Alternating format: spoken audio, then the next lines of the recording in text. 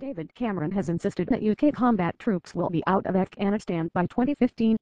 The Prime Minister told the NATO summit in Lisbon, where the 28 leaders agreed the strategy to transfer military control to Afghanistan by 2014, that the UK deadline was firm. He said Afghan forces would begin taking charge of security next year. Shadow Foreign Secretary Vic Cooper said Labour strongly supported the Afghan forces taking the lead in 2014.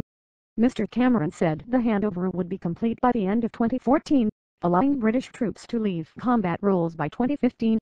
The commitment we have entered into to transfer the lead responsibility for security to the Afghan government by the end of 2014 will pave the way for British combat troops to be out of Afghanistan by 2015, he said. This is a firm deadline which we will meet. Only right, he said. The UK was the second biggest contributor of troops, and by 2015 they will have spent 9 years in Helmand, the toughest part of Afghanistan. Continue reading the main story. Start quote. We will stay as long as it takes to finish our job. End quote. Anders Fogh Rasmussen, NATO Secretary General. We've already paid a very high price. We go on paying that price, he said.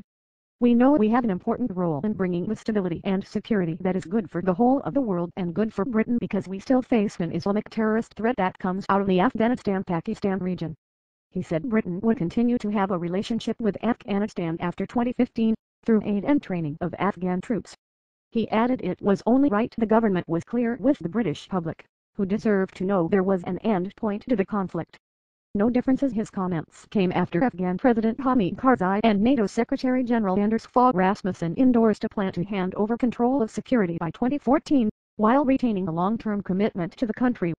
Continue reading the main story. Start quote. I couldn't be more clear about what 2015 is and what it means. End quote. David Cameron, however, Mr. Rasmussen said, we will not transition until our Afghan partners are ready.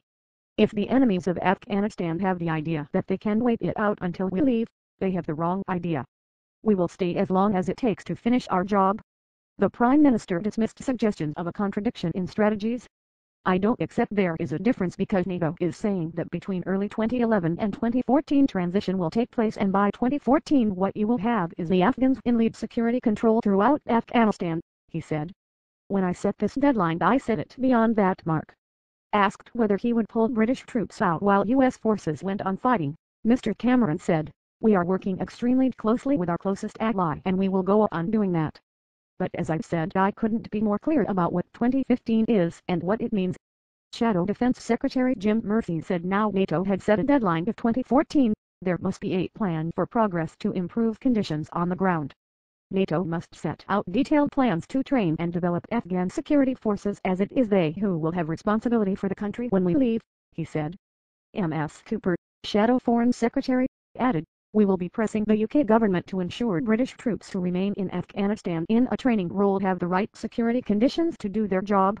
There are about 9,500 UK servicemen and women in Afghanistan, with the majority deployed in the south. The death of Guardsman Christopher Davies on Wednesday brought the total of UK servicemen and women killed in Afghanistan since 2001 to 345. Thousands of anti-war demonstrators took to the streets of London on Saturday, calling for the end to the war.